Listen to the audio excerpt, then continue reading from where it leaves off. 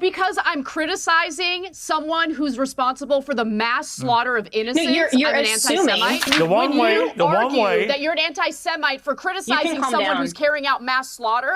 Yeah, I think the whole, honestly, Jenna, the whole shtick of accusing. I'm not assuming. I'm just not a moron like you are. What happens when political loyalty becomes so strong that defending a politician matters more than defending the facts? That question takes center stage in a heated exchange where one commentator refuses to let the conversation drift away from reality. Welcome back to Charles on Point. I'm Charles, and today we're breaking down a tense debate involving Ana Kasparian and MAGA commentators, where claims about Donald Trump, his policies, and their impact on ordinary Americans quickly come under pressure. Pay close attention to how the argument changes when specific facts are brought into the conversation. I'll hold my thoughts until the end. Drop a comment and tell me where you're watching from. Let's get into it. The US Defense Secretary, or he's the Secretary of War now, Pete Hegseth, told the Senate on Tuesday that the US-Israel war in Iran so far cost $37.5 billion. That's from February 28th to July 22nd. Now, per day, that is $260.4 million a day. Per hour, $10.8 million per hour.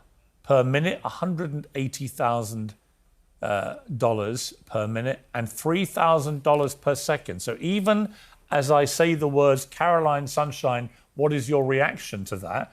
I've probably incurred another $10,000 in American public costs for a war that the American public do not want to be happening. They didn't to start with. They definitely don't now.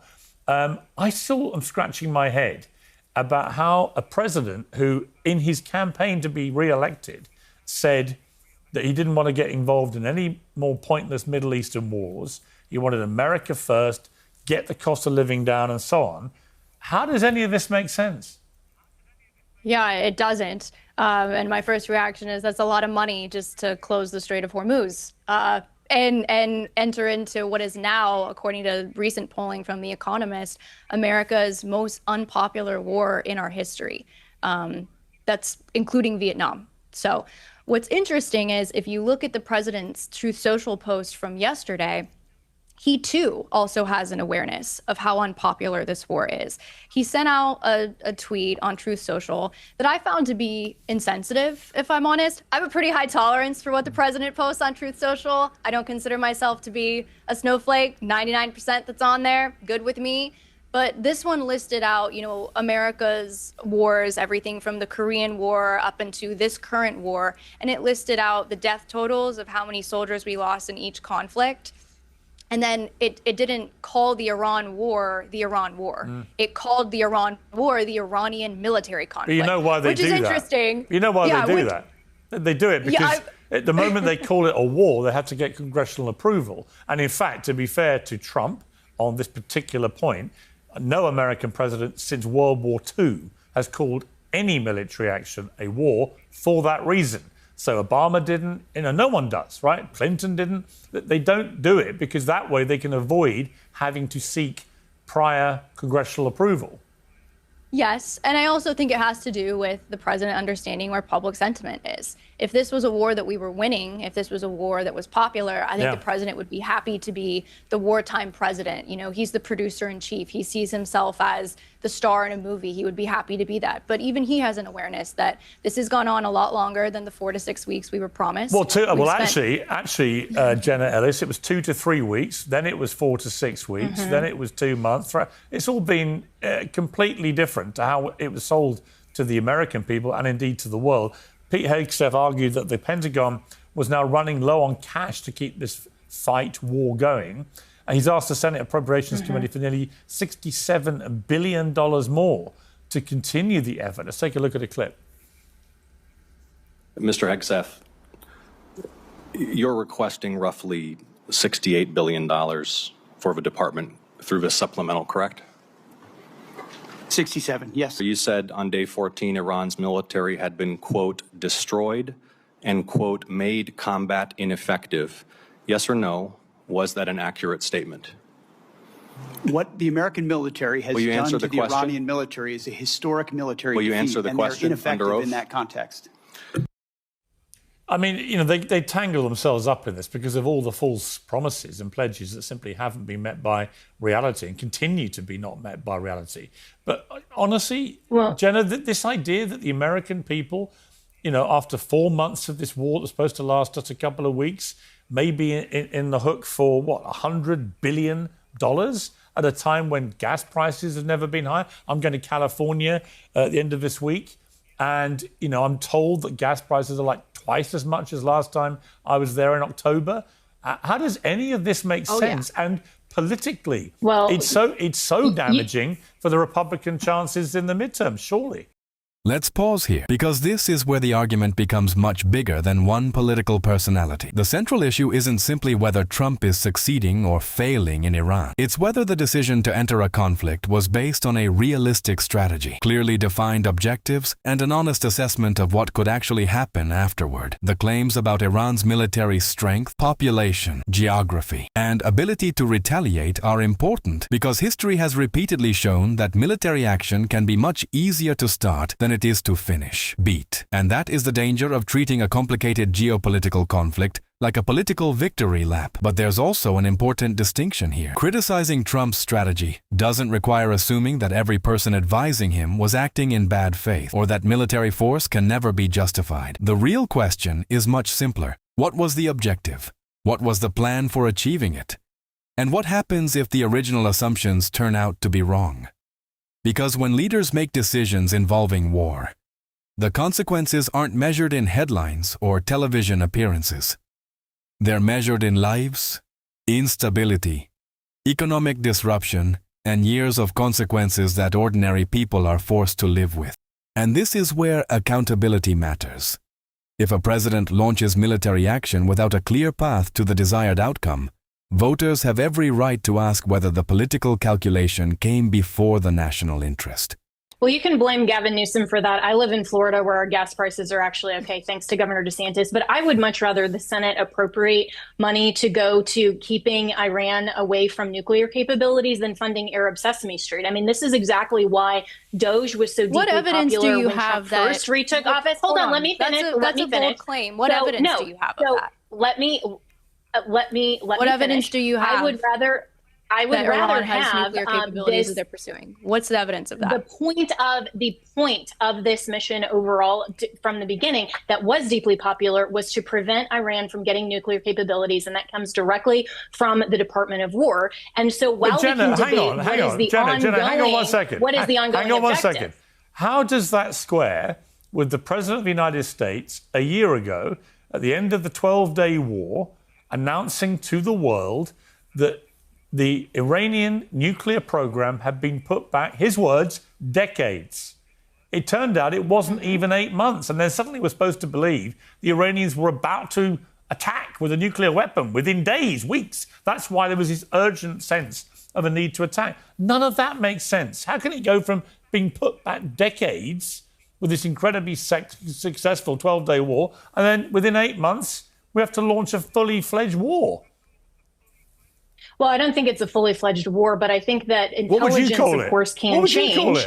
I think he's right to call it a conflict, and the longer that it continues, it's a war. The more that Americans, but we've also been told it's been going on for 47 years. Here, it's a 47-year war. How many times have I heard that talking point on television? The fact that intelligence can change is the fact that the Secretary of War said that the intelligence changed, and we have no evidence to the contrary to disbelieve that the Department of War thought that there was a national security threat. And when our government is telling us that Iran, I'm just curious what your source is. Have you looked at everything? Have you looked at everything that the Pentagon has seen? Were you sitting in this situation? That Iran don't talk over each other, because we can't actually hear either of you do that. No, So the point, though, is that while we can debate the ongoing conflict or war, whatever you want to call it, yes, Congress hasn't specifically declared war, but you're right, Piers, of the history of the American history of this. I don't think that actually the president needs to have congressional approval at this point for it, but we can debate those ongoing issues. But the fact that this is still a matter of national security,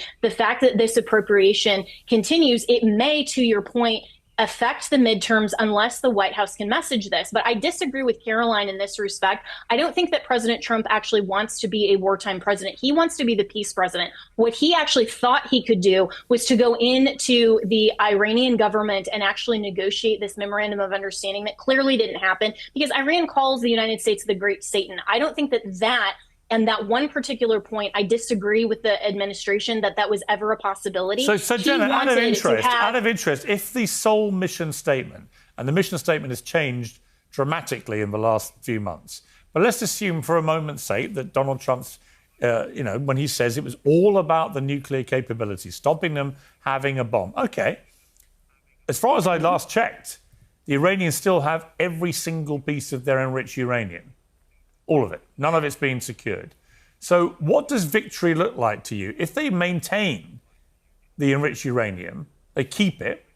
If they maintain control of the Strait of Hormuz, if the Ayatollah who was killed has been replaced by his son, who's even more hardline, if the IRGC remain in a tight grip on their country, which is why no one's been rising up to protest, if all those things are still in place when the United States pulls out of this, would you say that the conflict, whatever you want to call it, has been a spectacular failure? Right. And so, and I have long been an advocate of saying that the initial conflict and going in to ensure that Iran does not have nuclear capabilities is a matter of national security. And again, if we can continue to debate whether the ongoing conflict is appropriate, and I'm not sure that it is. I have been asking that same question on my daily radio program. What is the objective? Right, but if it ends with the Iranians keeping all their enriched uranium and their regime in place, and the Ayatollah simply replaced by his more hardline son, and there are no protests, and they have control of the Strait of Hormuz, would you accept as being a terrible failure? I would not say that would be the appropriate conclusion, which is probably why we are still engaged in this conflict to ensure that we don't leave Iran in that situation. But the entire point here of there's been an assumption on this panel going back to Netanyahu that he is actually guilty of war crimes and that he needs to face justice and accountability for what? For defending his national sovereignty? Well, there's one way. Do we all not remember? The reason I think he might be? Just a little hunch I have. Your anti-Semitism is disgusting. So anti-Semitism is disgusting, yeah. Right. But criticizing Netanyahu. She called me an anti-Semite, by the way. Well, criticizing Netanyahu's government. You think I'm an anti-Semite, Piers? No, I don't, no. Oh, because I'm criticizing someone who's responsible for the mass slaughter of innocents. No, you're I'm an anti-Semite. I don't know if you really want to. I don't know if you want to perpetuate that message. That's not a great message. You're literally marketing that anti-Semitism is a good thing.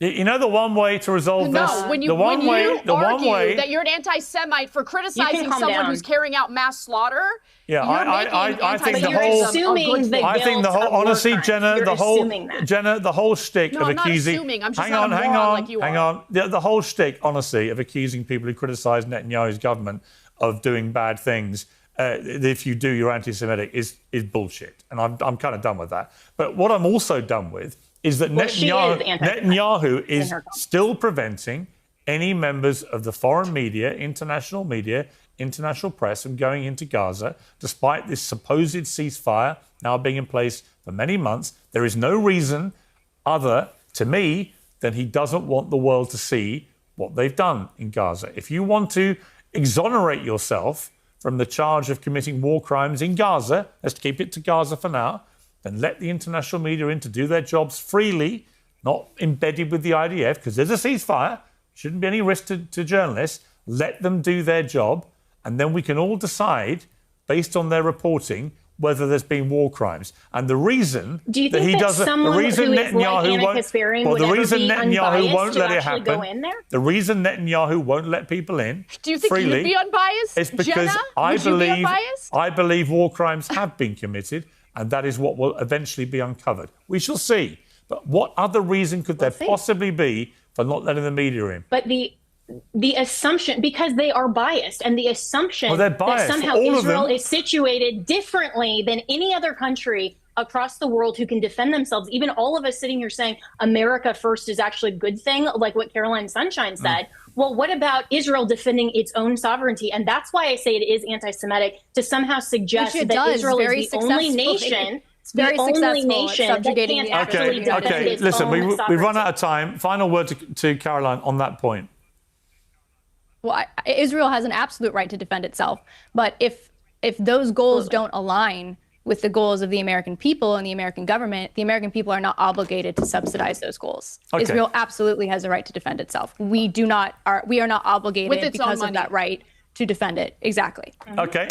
This is where the conversation ultimately comes down to the question that matters most. Who is actually paying the price when political leaders make decisions about war? The argument we've just heard raises serious concerns about strategy, accountability, America's relationship with Israel, and the economic consequences of prolonged conflict. But let's separate the strongest points from the assumptions. Claims about who is winning, who played whom, or exactly why a government made a particular decision require evidence. The same goes for specific claims about troop casualties, military deployments, aid, and the economic impact of the conflict. Those details matter because political outrage is not a substitute for verification. What is much harder to dismiss is the broader question about accountability. If a president commits American forces to a dangerous conflict, the public deserves to know the objective, the expected cost, the exit strategy, and what success is supposed to look like. And that's where democracy matters. Leaders can make the case for military action, but citizens have every right to challenge those decisions, especially when the consequences reach beyond Washington and into people's homes, fuel prices, grocery bills, and families. At the same time, criticizing a war doesn't mean dismissing America's security interests. And questioning an alliance doesn't automatically mean abandoning it. These are complicated issues that deserve serious scrutiny rather than blind loyalty from either side. So I leave this one with you. When the United States enters a major conflict, what should matter most? Military victory? Protecting American interests? Diplomatic alternatives? Or having a clearly defined exit strategy? Let me know what you think in the comments. If you enjoyed the breakdown, like the video. Subscribe to Charles on Point, and I'll see you in the next one.